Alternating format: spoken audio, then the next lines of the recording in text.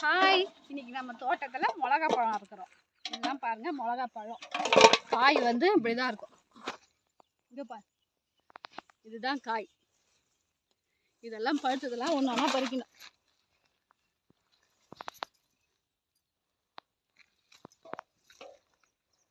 இது வந்து செங்காய்.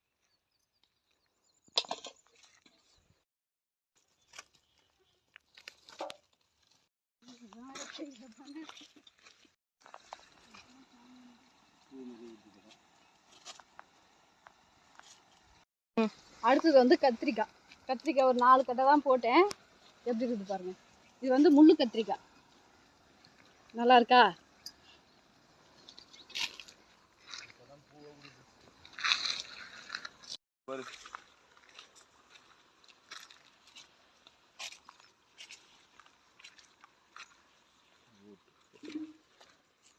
நம்ம தோட்டத்து காய்கள் இது உடம்புக்கு நல்லது, மருந்து போடாத காய்கள்.